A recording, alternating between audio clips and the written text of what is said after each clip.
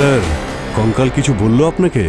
অভিজিৎ, এর চেস্ট বোন আর পেলভিক বোন এই দুটোকে দেখে মনে হচ্ছে কঙ্কালটা মহিলার, কারণ পেলভিক বোন আর চেস্ট বোন মেল আর ফিমেলদের আলাদা আলাদা হয়। আর হ্যাঁ, এর মাথার ওপর একটা আঘাতের চিহ্ন আছে, গভীর আঘাতের চিহ্ন। আচ্ছা, এই আঘাতই ওর মৃত্যুর কারণ নয় তো? না, এটা এখন বলতে পারবো না যে এর আঘাতের কারণেই মৃত্যু হয়েছে, কিন্তু হতে পারে একে মারবার পর যখন পোঁতা হয়েছে তখন ওর মাথায় পাথর লেগেছে আর তার থেকে ক্ষত হয়েছে। এটা বলতে পারবো না যে এই আঘাতের যে চিহ্ন আছে তার কারণেই ওর মৃত্যু হয়েছে, সেটা ল্যাবে গেলেই বোঝা যাবে।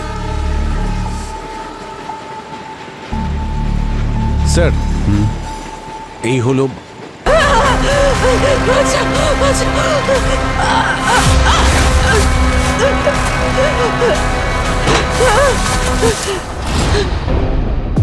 হ্যাঁ।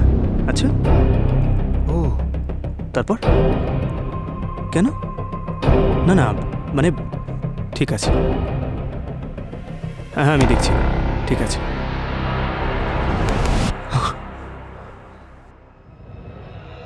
কার সঙ্গে কথা বলছো? হ্যাঁ, ফোনটাকে পেছনে লুকিয়ে রাখলে কেন তুমি? কি ব্যাপার? ফোনটা দেখাও। না স্যার, আমার পঙ্কজ, ফোনটা দেখাও, আমি বলছি ফোনটা দেখাও।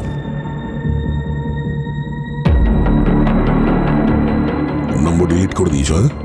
হ্যাঁ, কি ব্যাপারটা কি? আজকাল তোমার ইন্টারন্যাশনাল কলস অনেক আসছে। হ্যাঁ, ইন্টারন্যাশনাল কলস অনেক অ্যাটেন্ড করছো, কি ব্যাপার? মজা করছেন না স্যার? আমার মুখ দেখে কি মনে হচ্ছে যে আমি মজা করছি? হ্যাঁ, না স্যার, আসলে ওই স্ক্যাম কল ছিল স্যার, সবারই তো আসে, তাই আমারও। স্ক্যাম কল আমাদের সবার আসে, কিন্তু কেউ স্ক্যাম কলে 5 মিনিট ধরে কথা বলে না, সবাই নম্বরটা ব্লক করে দেয়। তোমার মতো না। স্যার, ও বারবার ফোন করছিল, তাই আমি একটু মজা করছিলাম, টাইম পাস করছিলাম স্যার। একজন সিআইডি অফিসারের কাছে এত সময় আছে? হ্যাঁ, কাউকে বললে বিশ্বাস করবে না সে। স্যার, আপনি আমাকে সন্দেহ করছেন? আরে স্যার, সিআইডিতে আজকাল হচ্ছেটা কি? আমরা একে অপরকে কেন সন্দেহ করছি স্যার? সিআইডি অফিসারের ক্ষেত্রে সন্দেহ দিয়েই শুরু হয়, সত্যিটাকে প্রমাণ করার জন্য। একটা কাজ করো, তুমি বলো সত্যিটা কি? হ্যাঁ, আমি তো বার করেই নেব, বুঝেছো? আরে স্যার, এসব কি করছেন আপনি?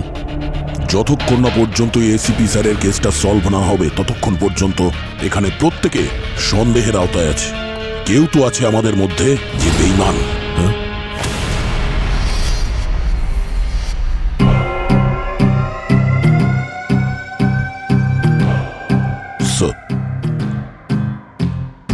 এই কেসটাকে সাইডে করে দাও, নতুন একটা কেস আসছে।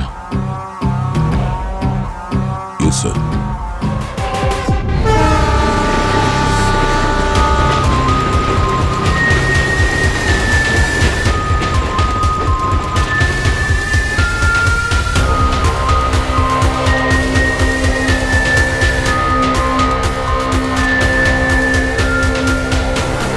কি স্যার, কঙ্কাল কিছু বললো আপনাকে?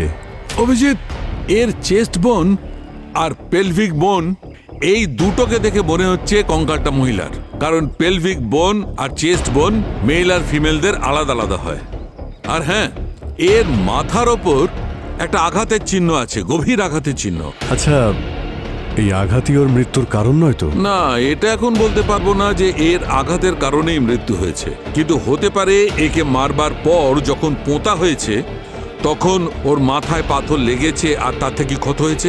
এটা বলতে পারবো না যে এই আঘাতের যে চিহ্ন আছে তার কারণেই ওর মৃত্যু হয়েছে, সেটা ল্যাবে গেলেই বোঝা যাবে। স্যার, এই হলো রোড রিপেয়ারের কন্ট্রাক্ট পেপার স্যার, আর কন্ট্রাক্টরের নাম হলো সুকেশ। সব পারমিশন আছে স্যার ওর কাছে। স্যার, গতকালই কাজ শুরু করেছিল ইন্টারনেট কেবলের জন্য, আর ডিগিং শুরু করতেই এই স্কেলেটনটা পাওয়া গেছে। সচিন, এই কন্ট্রাক্টরের পুরো ডিটেলস বার করো। ডক্টর, কিছু জানতে পারা যাবে কতদিন ধরে পড়ে আছে এখানে? দয়ায় সফট টিস্যুস আর কার্টিলেজ তো একদম শেষ হয়ে গেছে। আমার মনে হচ্ছে যে লাশটা পোঁতা হয়েছে 1 বছরের বেশি হয়ে গেছে। প্রায় 1 বছর ধরে এখানে পোতা আছে, কিন্তু কেউ জানতেও পারেনি। এর মধ্যে কোনো সিভিল কাজ হয়নি নাকি এখানে? স্যার, আমরা এখানকার লোকের সাথে কথা বললাম, জানতে পারলাম যে 1 বছর আগে ড্রেনের কাজকর্মের জন্য ঠিক এখানেই মাটি খোঁড়া হয়েছিল। কৃত্তিকা, তুমি খোঁজ নিয়ে দেখো তো যে রোডটা কবে থেকে শুরু হয়েছিল আর কতদিন পর্যন্ত খোলা ছিল। এক্স্যাক্ট ডেটটা খোঁজ নিও, হয়তো সেই সময়ই একে এখানে পোঁতা হয়েছিল। Okay sir. আর সচিন, মিসিং পার্সনদের রিপোর্ট চেক করে দেখো তো যে ওই সময় কতজন লোক নিখোঁজ হয়েছিল। হতে পারে এই ডেড বডি আমাদের চেনা কারো, তাতে আইডেন্টিফিকেশনের সুবিধে হবে। You are right sir. Doctor, আপনি বলতে পারবেন এর বয়স কত? আরে ভাই দয়া, আগে একে ল্যাবে যেতে দাও, তারপর সবকিছু জানা যাবে। এর মৃত্যুর কারণ, এর বয়স, কেন মরেছে, কি ব্যাপার, সবকিছু জানা যাবে। আমাকে তো বাইরে বের করো ভাই। হ্যাঁ,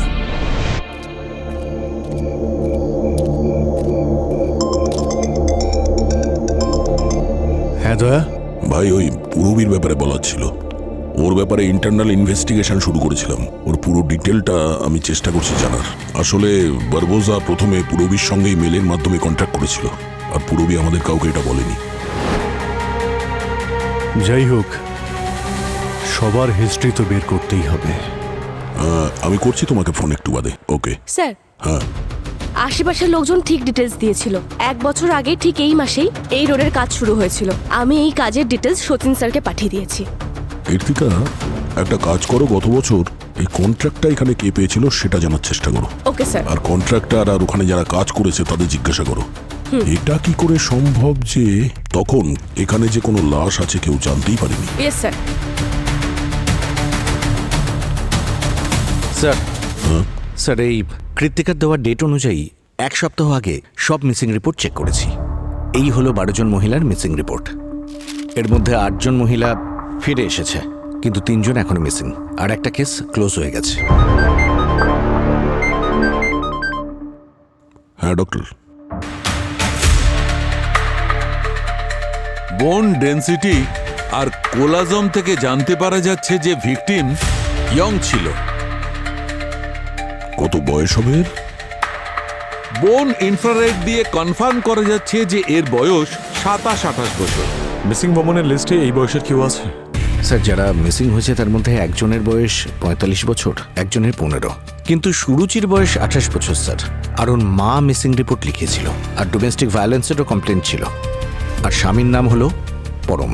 স্যার, কিন্তু পরমের তো অনেক আগেই শাস্তি হয়ে গেছিল, 6 মাস আগেও জেলে গেছিল। কিন্তু স্যার, ইন্টারেস্টিং ব্যাপার এটা হলো যে সুরুচির কোনো খোঁজ পাওয়া যায়নি। বেঁচে আছে না মরে গেছে বলা যাচ্ছে না। আচ্ছা, এই কঙ্কালটা সুরুচির না তো? হতেও পারে। হতে পারে যে পরম নিজের ওয়াইফ সুরুচিকে মেরে বডি ডাম্প করে দিয়েছে, আর কাউকে এটা ডিসক্লোজ করেনি যে বডি কোথায় আছে। পরম, দেখা করতে হচ্ছে এই পরমের সঙ্গে। বডি কথা বলে পরম, কিন্তু তোমার ওয়াইফের বডি তো কখনো পাওয়াই যায়নি। তাহলে কথা বলতো কি করে? কেস রিপোর্ট আর এফআইআর দেখেছি আমরা। নিজের ওয়াইফকে খুব মেরেছিল। হ্যাঁ স্যার,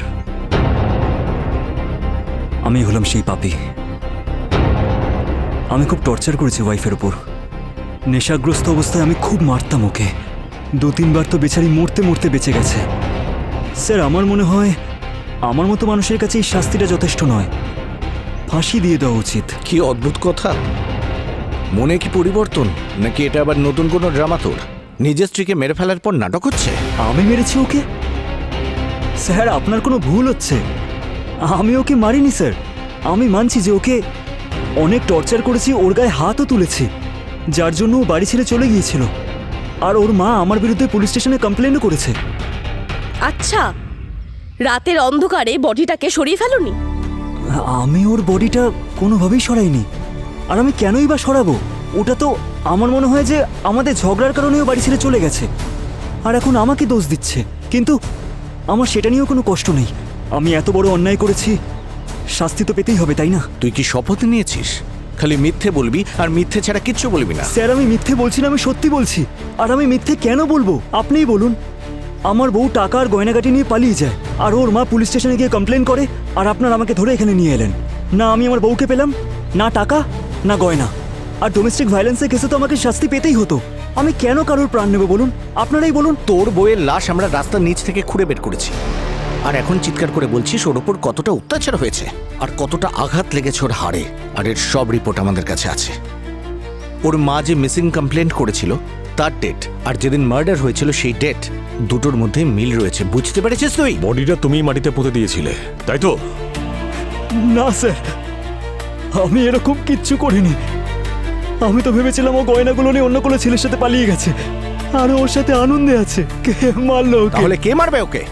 দেখ সত্যি সত্যি বল, না হলে স্যার, আমি ভগবানের দিব্যি দিয়ে বলছি, আমি আমার বাবা মার দিব্যি দিয়ে বলছি স্যার, আমি মারিনি ওকে, আমি মারিনি। কোর্ট যদি আমাকে ফাঁসিও দিয়ে দেয় তারপরেও বলবো যে আমি ওকে মারিনি স্যার। আপনাদের একটা অনুরোধ করছি স্যার,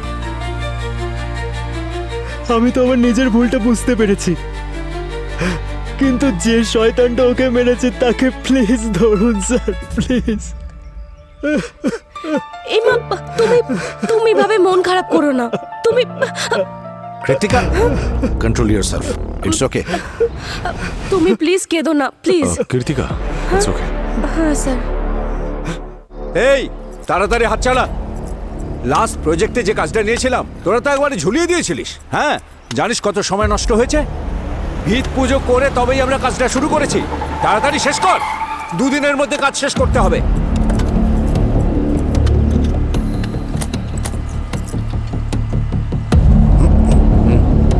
একে কোথাও দেখেছেন? কে? কোনো হিরোইন নাকি যে চিনে ফেলবো? একটা ফটো নিয়ে জিজ্ঞাসাবাদ করতে এসেছে। আরে কাজ করতে দাও না আমাদের। সময় কাজ শেষ করতে না পারলে পেনাল্টি দিতে হবে। তোমাকে তো এমনিতেই পেনাল্টি দিতে হবে যদি সিআইডি থেকে কিছু লুকিয়ে রাখো। সিআইডি? সিআইডি হোক, ইডি হোক আর সিবিআই হোক, আমার সঙ্গে কি যোগাযোগ? গভর্নমেন্টের কাজ করছে, আমাদের পারমিশন নেওয়া আছে, আমার কি যোগাযোগ? হ্যাঁ এসবে হ্যাঁ, যত ঘুষ নেবার ধান্দা। তোকে তুলেই নেবো। সিআইডি ঘুষ নেয় না, বল যা জিজ্ঞেস করছে। এ বুড়ো, এ বিল্লু, বিটু, দেখ আমার সঙ্গে কি করছে। দেখুন, সিআইডির সাথে চ্যালেঞ্জ নিলে পরিণাম খুব খারাপ হবে। আরে আরে আরে, তোরা দাঁড়িয়ে আছিস কেন? আরে এরা তোদের টাকা দেয় না, আমি দিই তোদের। ধর ওদেরকে, ধর। গায়ে হাত ধর, টাকা বুঝিয়ে দে। সিআইডি কে চ্যালেঞ্জ করবে না।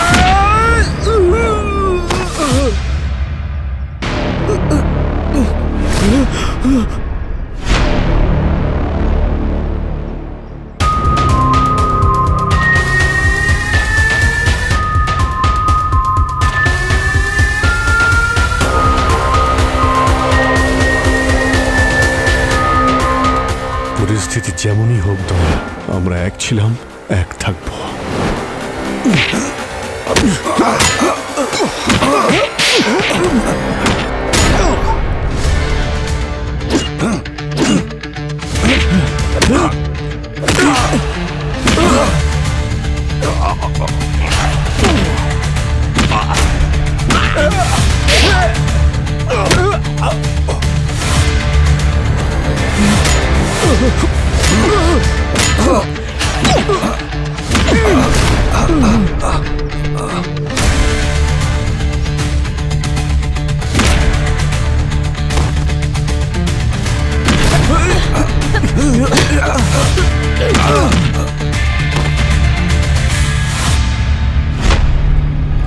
লাশ! লাশ!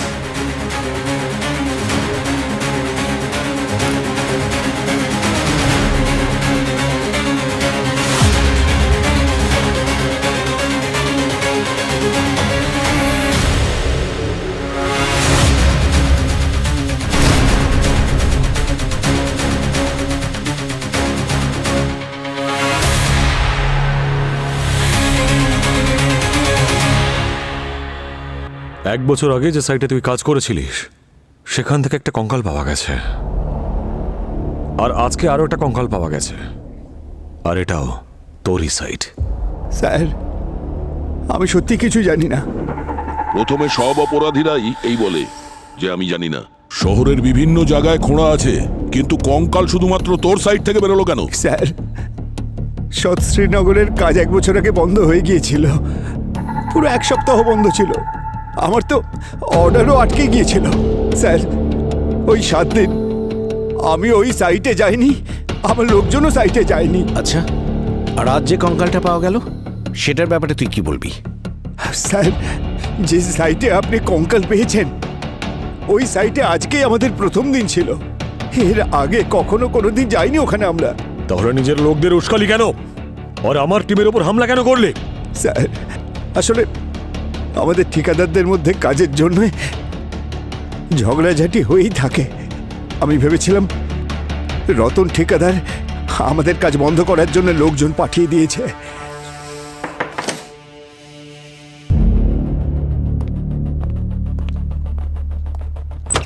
স্যার, জানতে পারলাম যে রতনের লোকেরা সাগরের সমস্ত কন্ট্রাক্ট বন্ধ করে কাজগুলো নিয়ে নিত, আর এই রতনের লোকেরা 4 মাস আগেই গান্ধীনগর রোডেই কাজ করেছে। যদি এর কথাটা মেনেই নি যে ও সত্যি কথা বলছে, তাহলে হতে পারে ওরাই এই লাশটাকে ওখানে পুঁতে দিয়েছে। হতে পারে। এই রতনের সব ইনফরমেশন চাই আমি। হ্যাঁ স্যার। আর গিয়ে জানো যে ওই সময় রতন বা অন্য কেউ ওখানে কি আদৌ কাজ করছিল। Sure sir. আর হ্যাঁ, ওই ফরেন্সিকে অন্য স্কেলেটনটার কি হলো? কোনো ইনফরমেশন?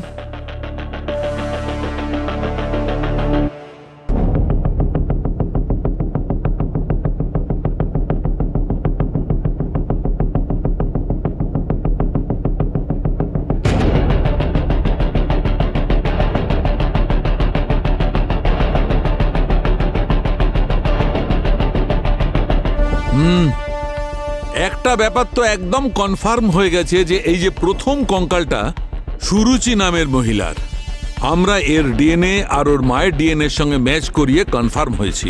আর এই দ্বিতীয়টা? হ্যাঁ, আর দ্বিতীয় কঙ্কালটা একজন পুরুষ মানুষের যার বয়স 30-31 বছর, আর এর মৃত্যু হয়েছে 4 মাস আগে। আমি বলছি কেন এরকম বললাম। এই দেখো, এখানে কিছু টিস্যুস দেখা যাচ্ছে, আর এই দেখো এখানে কার্টিলেজও রয়েছে। এই টিস্যুস আর কার্টিলেজের উপস্থিতি এই কথাটা প্রমাণ করছে যে এই লোকটির মৃত্যু 4 মাসের বেশি হয়নি। এই দুটো কেসের মধ্যে কিছু মাসের জন্য কাজ বন্ধ ছিল, তাহলে হয়তো সেই সময় কিলার বডি ডাম্প করেছে। আর কাজ বন্ধ থাকার দরুন কেউ এটা জানতেও পারেনি যে কেউ বডিগুলোকে ওখানে ডাম্প করে গেছে। ডক্টর, আপনার মতে এই দুটো কেসের কি সিমিলারিটি আছে? একটা ভীষণ অদ্ভুত সিমিলারিটি রয়েছে। কি? এই দেখো, আমি বলছি, এই দেখো, এই এর রিবের ওপর কাটা চিহ্ন দেখছো? হ্যাঁ, ঠিক এই রকমই চিহ্ন এই দেখো এখানেও এর রিবের উপরেও আছে। এই দেখো, আমার ডাউট তখনই হয়েছে যখন আমি কঙ্কালটাকে চেক করি, কিন্তু যখন দ্বিতীয় কঙ্কালটাতেও এই চিহ্ন দেখলাম তখন আমি কনফার্ম হয়ে গেলাম যে এই যে কাটার চিহ্নটা এটা কোনো ধারালো অস্ত্র দিয়ে করা হয়েছে। আচ্ছা, এটা সিরিয়াল কিলিং এর কেস নয় তো? দুটো কেসেই সিমিলারিটি আছে, দুটো কেসেই মার্ডারের কারণ আর মার্ডার একই। আচ্ছা, এটাও তো হতে পারে যে যে খুন করেছে সে এদের চিনত। হতেই পারে। সো ইন দ্যাট কেস এই সেকেন্ড বডিটাকেও ওইভাবে আইডেন্টিফাই করতে হবে যেভাবে ফার্স্টটা হয়েছিল। Missing কমপ্লেন্টের list. অভিজিৎ, আমি অবনীর ব্যাকগ্রাউন্ড চেক করেছি, শি ইজ ক্লিন। আচ্ছা, ব্যাকগ্রাউন্ড ক্লিন তো কি হয়েছে দয়া? এখন ওর কথা বলো। সময়ের সঙ্গে কে কখন বদলে যায় কিছুই বলা যায় না। হতে পারে, কিন্তু আমার মনে হচ্ছে না যে ও ইউনো। আমি কল করছি পরে। কি করছিলে দয়া? কিছু না স্যার, ওই ওই দুটো কেসের কাজ চলছে। মনে তো হচ্ছে না, তোমাকে এতটা তো আমি চিনি। স্যার, সেকেন্ড ভিকটিমকে আইডেন্টিফাই করার জন্য যখন আমি মিসিং কমপ্লেন্টগুলো দেখছিলাম, জানতে পারি ওর যখন মৃত্যু হয় তখন 8 জনের মিসিং কমপ্লেন্ট এসেছিল। তার মধ্যে 5 জন তো ফিরে এসেছে স্যার, আর 3 জন এখনো মিসিং। আর ওদের বয়স 31 থেকে 32-এর আশেপাশে। ওই 3 জনের ডিএনএ ভিকটিমের সঙ্গে ম্যাচ করা, তাহলে জানা যাবে স্কেলেটনটা কার। স্যার, আমি একটা ব্যাপারে নোট করেছি। হ্যাঁ, বলো। এই দেখুন, এই ডক্টর সালুকের ফরেন্সিক রিপোর্ট স্যার, আর এটা হলো ওই 3 জনের মিসিং কমপ্লেন। যদি মন দিয়ে দেখেন স্যার, তাহলে মনে হবে যে এই 31 বছরের গৌতমী ভিকটিম। কেন? আসুন স্যার, আমি বলছি।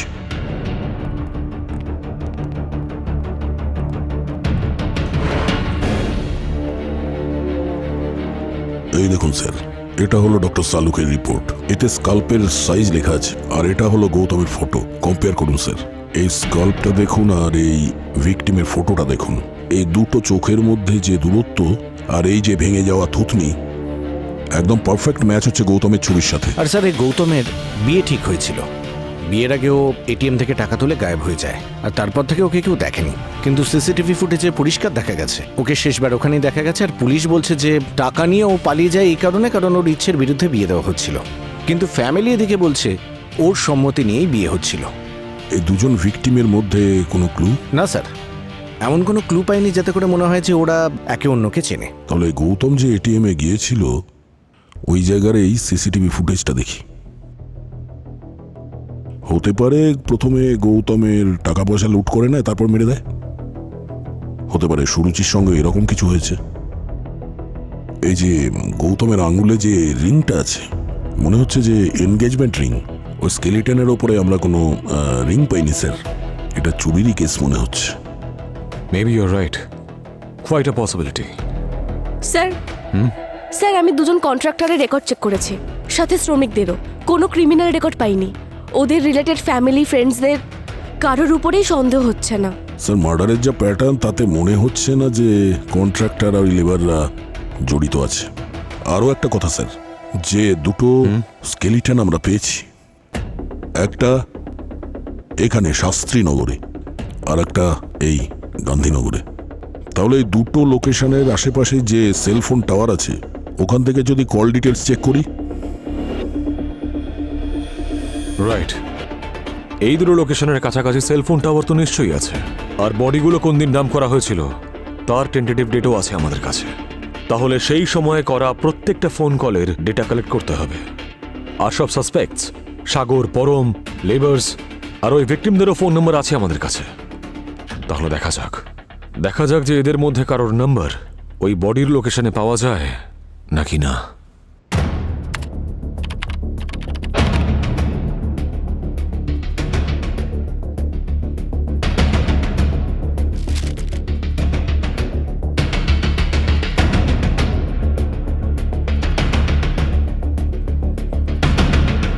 এটা দেখুন স্যার। ফোন ডেটা দেখে কিছু জানতে পারলে? স্যার, কোনো শ্রমিক বা কন্ট্রাক্টরের সেলফোন তো ডেটার সাথে ম্যাচ করছে না। কিন্তু স্যার একটা নম্বর পেয়েছি যেটা দুটো বডিরই লাস্ট লোকেশনের পাশে ছিল, আর 3 দিনই লাগাতার ওই লোকেশনেই ট্র্যাক হয়েছে। সুপার। কার নাম্বার? স্যার, একটা অটো রিক্সা ড্রাইভার উমেশ নামুর। উমেশ।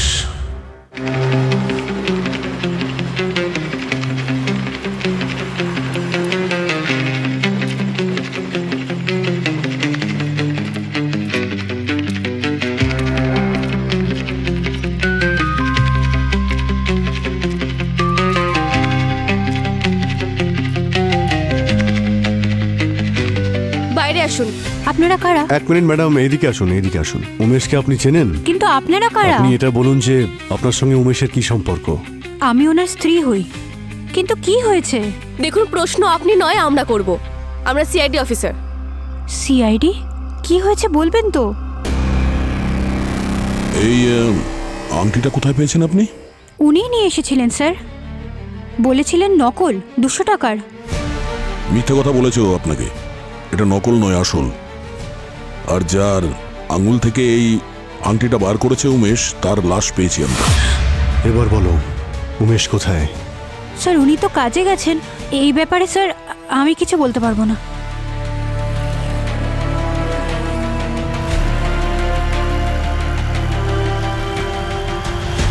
হ্যাঁ হ্যাঁ, টাকার ব্যবস্থা হয়ে গেছে। হ্যাঁ হ্যাঁ, আমার কাছেই আছে ব্যাগে।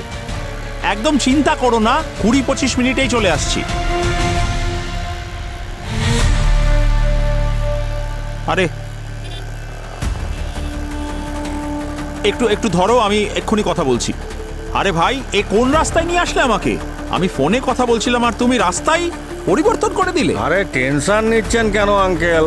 আমি আপনাকে তাড়াতাড়ি পৌঁছে দিচ্ছি। হ্যাঁ, এটা একদম শর্টকাট রাস্তা, ভয় পাবেন না, টেনশন নেবেন না আঙ্কেল। আগে বলা উচিত ছিল না।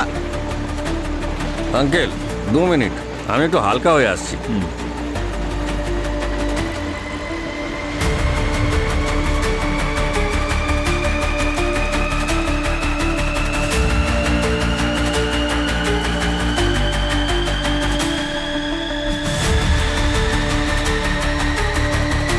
আরে অটোওয়ালা ভাই,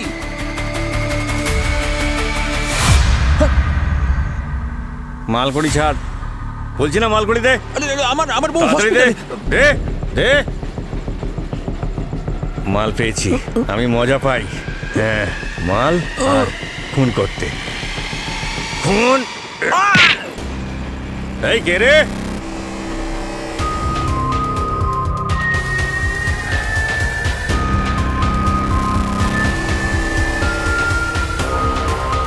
তোর বাবা। তোমরা সিআইডি লোকরা কটা লাশ পেয়েছো? দুটো? ব্যাস, আমি দুজনকে নয় 4 জনকে ওপরে পাঠিয়েছি। ওদের সাথে কি শত্রুতা ছিল? কোনো শত্রুতা নেই, কারুর সঙ্গে কারুর কোনো সম্পর্ক নেই। ব্যাস, আমার শুধু মাল দরকার ছিল। কিন্তু স্যার, যখন আমি প্রথমবার খুন করলাম না, তখন আমার দারুণ মজা হলো। মালও পেতাম, আবার মজাও পেতাম। অন্যজনের টাকা পয়সা আর জীবন নিয়ে, হ্যাঁ? কি বলেন না স্যার, আপনাদের কি মজা লাগে না আমার মতন নির্দোষকে মারতে? নির্দোষ? আর তুই সুরুচিকে কিভাবে ট্র্যাক করেছিস? তুই আগে থেকেই পেছনে পড়েছিলি ওর, না? না স্যার, আপনারা কার কথা বলছেন আমি জানি না। স্টেশনে আমার গাড়িতে উঠে বসেছিল, খুব নার্ভাস ছিল, সঙ্গে একটা ছেঁড়া ফাটা ব্যাগ ছিল, সেটাকে খুব চেপে ধরে বসেছিল। আমি বুঝতে পেরে গেছিলাম ব্যাগে অনেক মাল আছে। আর তারপর আবার কি,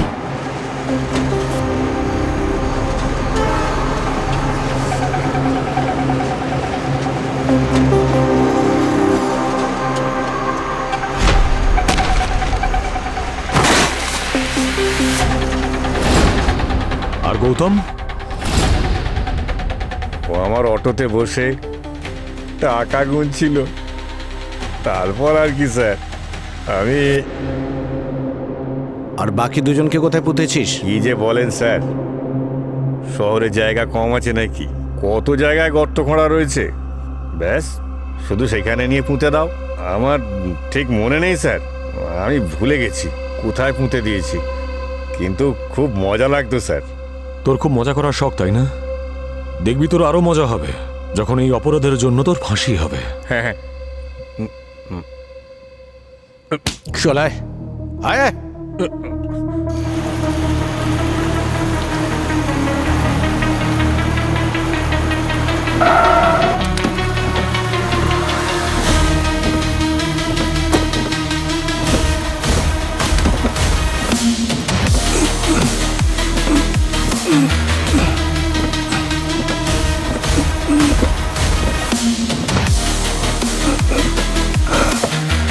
This case is solved. Proud of you. এবার তুমি বাড়ি গিয়ে বিশ্রাম নিতে পারো। না স্যার, বিশ্রাম তো আমি নিতে পারবো না যতক্ষণ না পর্যন্ত এই এসিপি স্যারের কেসটা সলভ না হয়, আর যতক্ষণ না এটা জানতে পারবো যে আমাদের সিআইডি টিমে বেঈমান কে, আমি নিশ্চিন্তে ঘুমোতে তো পারবো না স্যার। যখন তুমি ডিসাইড করিয়ে নিয়েছো তখন অল দ্য বেস্ট। আর যদি আমার সাহায্য লাগে, I'm just a phone call away. Thank you sir.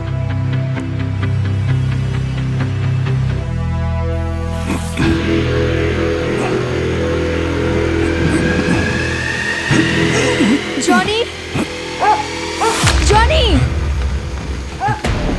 Johnny, Johnny, come, Johnny,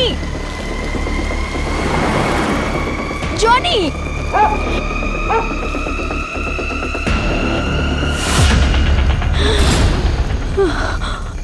লাশ, লাশ। আমি প্রতিদিন সকালবেলা মর্নিং ওয়াকে বেরোই আর আমার সাথে জনি থাকে। জনি কখনো এদিক ওদিক দৌড়াতে থাকে, ও দৌড়ে সোজা এদিকে চলে এলো আর আমি ওর পেছনে দৌড়াতে থাকলাম, আর এসে দেখলাম লোকটাকে দেখতে পেয়েছিলেন? না, অন্ধকার ছিল আর ও সঙ্গে সঙ্গে পালিয়ে গেল। এমন কিছু বিশেষ দেখিনি যে আমি ওকে নোটিস করতে পারবো। কৃতিকা ম্যামের স্টেটমেন্ট নাও। হ্যাঁ স্যার। আপনি কখন দেখেছিলেন ওনাকে? ডক্টর সালনকে সেম মোড অফ অপারেন্ডি মনে হচ্ছে, কিন্তু এবারে শরীর থেকে মাথাটা উধাও। না, সেরকম মনে হলেও দেখতে একরকম, কিন্তু আসলে তা নয়, একটু আলাদা। উমেশের আগের 4টে কেসে কিন্তু এরকম হয়নি। এখানে মাথাটা শরীরের থেকে আলাদা। উমেশের উদ্দেশ্য শুধু টাকা কামানো, এটা অন্য কোনো ব্যাপার। বডির টেম্পারেচার আর রাইগার মোটিস বলছে যে একে খুন করা হয়েছে 5-6 ঘন্টার বেশি আগে নয়। স্যার,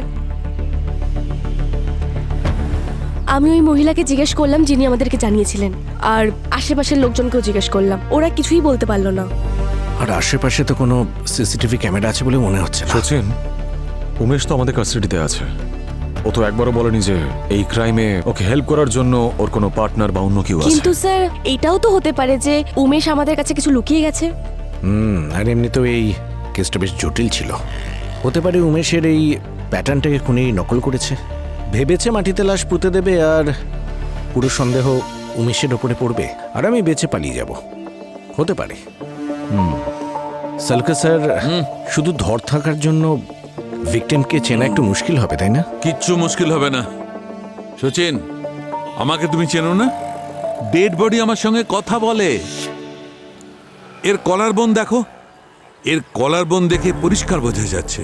আমি জোর দিয়ে বলতে পারি যে এই মেয়েটির বয়স 25 থেকে 30 বছর। ব্যাস, এখন আমি একে ফরেন্সিক ল্যাবে নিয়ে যাচ্ছি, চেক করব, ওখানে গিয়ে দেখা করবে, সেখানেই বলবো। ওকে বস, ভিকটিমের মৃত্যু শ্বাসরোধের কারণে হয়েছে, অ্যাসফিক্সিয়েশনের জন্য। আমার মনে হচ্ছে কেউ একে প্রথমে গলা টিপে খুন করেছে আর তারপর মাথাটা শরীর থেকে আলাদা করেছে। ভিকটিমের ব্যাপারে আর কিছু জানা গেল যার থেকে আমরা ওর ব্যাপারে জানতে পারি? ইয়েস স্যার, বডি স্ক্যান করে জানা গেছে যে ভিকটিম একজন ক্যান্সার পেশেন্ট ছিল, আর সেটাও ভীষণ rare kind of spine cancer. ওর কেমোথেরাপিও চলছিল। এই দেখুন স্যার, ওর চেস্ট এক্সরে করে জানতে পারা গেছে যে এখানে পোর্ট লাগানো ছিল, যার মাধ্যমে ড্রাগ দেওয়া হতো, আর ওর ব্লাড আর টিস্যুতে কেমো ড্রাগের ট্রেসও পাওয়া গেছে। আঘাত লেগেছে, তার মানে সার্জারি তো হয়েছে। আর এটা যখন রেয়ার ধরনের ক্যান্সার, তার মানে এমন কোনো হসপিটালে ট্রিটমেন্ট চলছিল যেখানে সব স্পেশালিস্টরা থাকবে। রাইট, ওখান থেকে আমরা এর আইডেন্টিটি জানতে পারি, জানা যেতে পারে যে কে। কীর্তিকা, তুমি স্পাইন ক্যান্সার স্পেশালিস্টের সঙ্গে যোগাযোগ করো। Sure sir. আর একটা কথা, গার্গী,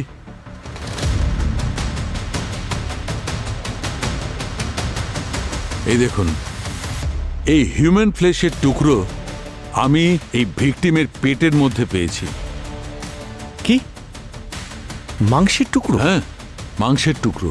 আর ডিএনএ টেস্ট করে জানতে পেরেছি যে এই মাংসের টুকরো এই ভিকটিমের নয়। আর এই ভিকটিমের হাতটা দেখুন, এটা একটা আঁচড়, কোনো আঘাতের চিহ্ন। এটা দেখে মনে হচ্ছে যে ভিকটিম নিজের প্রাণ বাঁচানোর জন্য খুব স্ট্রাগল করেছে। এটা তারই চিহ্ন।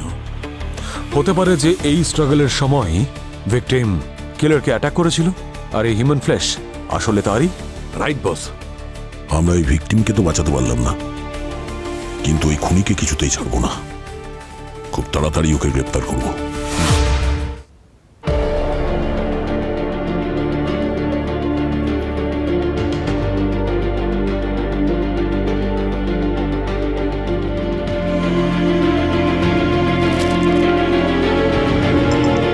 হ্যালো স্যার, ভিকটিমকে আইডেন্টিফাই করা হয়ে গেছে। হ্যাঁ স্যার, আমি সার্জন অনকোলজিস্টের সাথে কথা বলে নিয়েছি। স্যার, ভিকটিমের নাম হচ্ছে গীতা, এজ 29। আমি সব ডিটেলস ফরওয়ার্ড করে দিচ্ছি। স্যার, ভিকটিম খুব ভালো জায়গাতেই কাজ করত, আর ওর ফ্যামিলি দিল্লিতে থাকে। আমি ওর ফ্যামিলি, ফ্রেন্ডস আর কলিগের সাথে কথা বলেছি। কিন্তু স্যার, অদ্ভুত ব্যাপার হচ্ছে যে ওর ফ্যামিলি রোগের ব্যাপারে কিছুই জানে না। হসপিটালের লোকজন বললো কোনোদিন কেউ দেখা করতে আসেনি। এই যে স্যার, এটাই। অদ্ভুত ব্যাপার তো বটেই। এত বড় একটা অসুখ হওয়া সত্ত্বেও ও কাউকে কিছু বললো না কেন? দেখা যাক।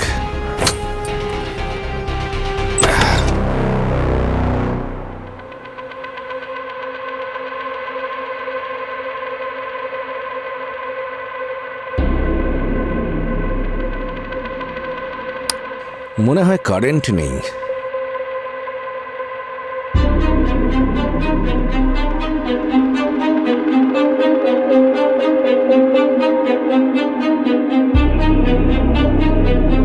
এই জায়গাটা দেখে তো মনে হচ্ছে না এখানে কোনো স্ট্রাগল হয়েছে বা হাতাহাতি হয়েছে।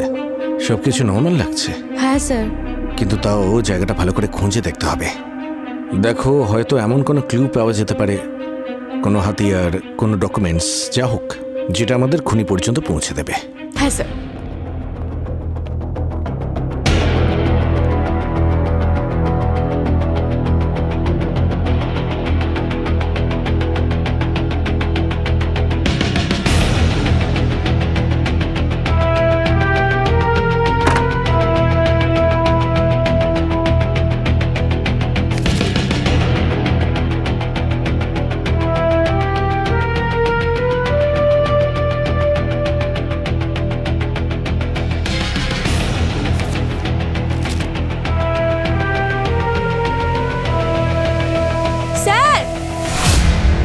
বলো কৃত্তিকা।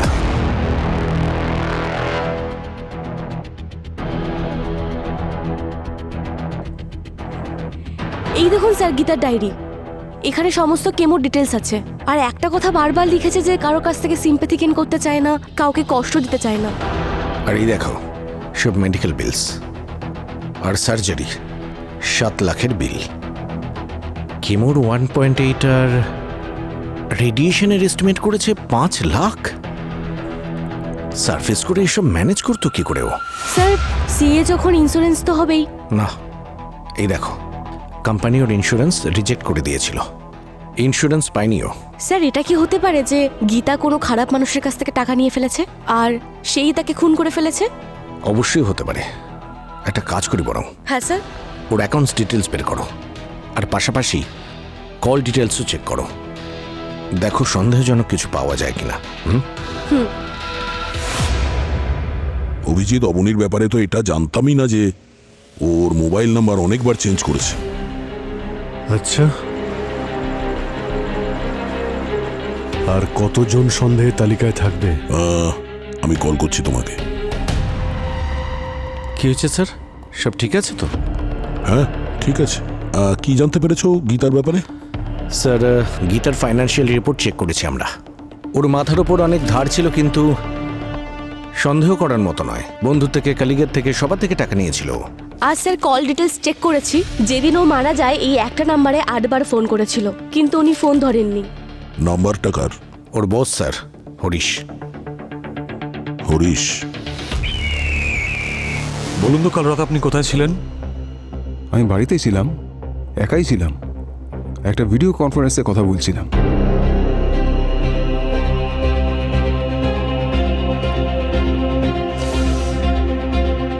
আপনি জানেন যে আপনার এমপ্লয়ি গীতা কাল রাতে খুন হয়েছে? হোয়াট? ওর বডি এই অবস্থায় পাওয়া গেছে।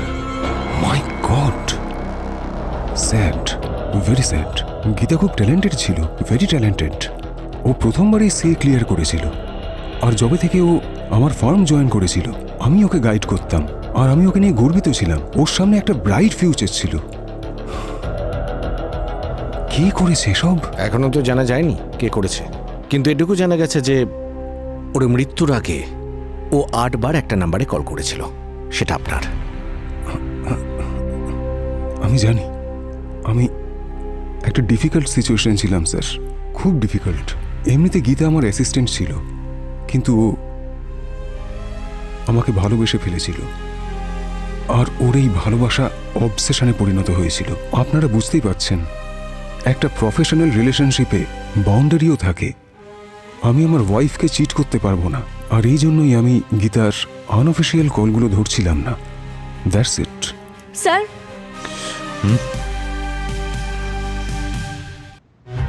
অফিস টিম থেকে জানতে পারলাম যে উনি কনফারেন্স করেছিলেন।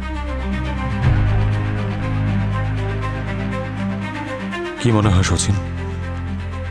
স্যার সবকিছু এত নিট আর ক্লিন, এই ব্যাপারটাই আমাকে একটু ভাবাচ্ছে। Exactly, but proof?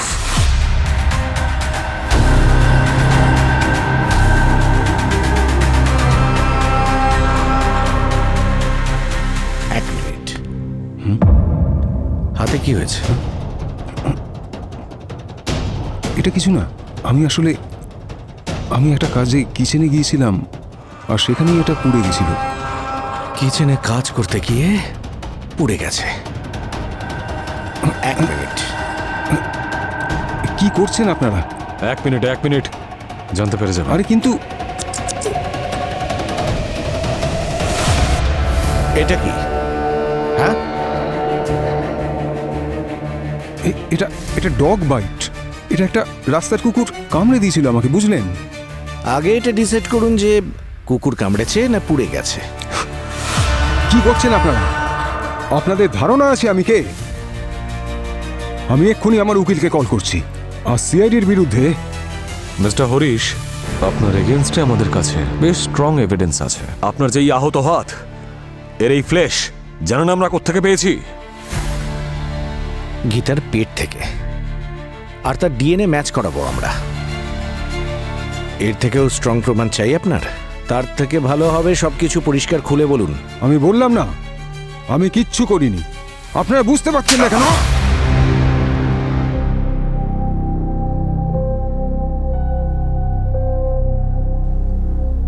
আমি একটা প্ল্যান বানিয়েছিলাম, একদম ফুল প্রুফ। আমি ফার্মের অ্যাকাউন্টের টাকা একটা অন্য ফেক অ্যাকাউন্টে ট্রান্সফার করছিলাম। প্ল্যান এরকম ছিল যে আমি সেই অন্য ফেক অ্যাকাউন্টে 100 কোটি ট্রান্সফার করার পরে আমি বিদেশে চলে যাব। কিন্তু সেই সুপার ট্যালেন্টেড গীতা, আমি জানি না কিভাবে ও এই প্ল্যানটা জানতে পেরে গিয়েছিল। ও আমাকে ব্ল্যাকমেল করতে শুরু করলো। 50 কোটি টাকা চাইছিল। ওর ট্রিটমেন্টের জন্য এটা লাগতো। ওর পেরেন্টসও আছে যাদের জন্য ও কিছু করতে চাইছিল।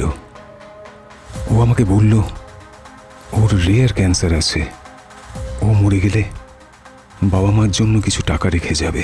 এখন এতগুলো টাকা আমি ওকে কি করে দিতাম? কিন্তু তার জন্য তুমি গীতাকে কেন মারলে? না, আমি ওকে মারতে চাইছিলাম না। ও আমাকে বারবার কল করছিল। ও আমাকে অনেকবার কল করেছিল। আর আমি যখন ওর কল রিসিভ করিনি, ও আমার বাড়িতেই চলে এসেছিল, আমাকে হুমকি দিয়ে গিয়েছিল। আমি কি করতাম? ওকে দিয়ে দিতাম 50 কোটি? না, কখনোই না। আমার কাছে আর কোনো রাস্তা বাকি ছিল না। তো আমি ওকে মেরেই ফেললাম। ও মরে গেল। তখন আমার মনে হলো যে আমি একটা খবর দেখেছিলাম সিরিয়াল কিলারের। ও ধরা পড়ে গিয়েছিল, কিন্তু ও রাস্তার খোঁড়া গর্তে ডেড বডিগুলো পুঁতে দিত। আমি ভাবলাম আমিও গীতাকে এভাবে পুঁতে দেব, কেউ কিছু জানতেও পারবে না। আর দোষী হিসেবে ওই অটো ড্রাইভারকেই সবাই দোষ দেবে। তুমি সত্যি খুবই নীচ মানুষ। প্রথমে চুরি, তারপর সেই চুরিকে লুকোনোর জন্য খুন। সিআইডির হাত থেকে কেউ বাঁচতে পারে না। এবার বাকি জীবনটা তোমাকে জেলে কাটাতে হবে।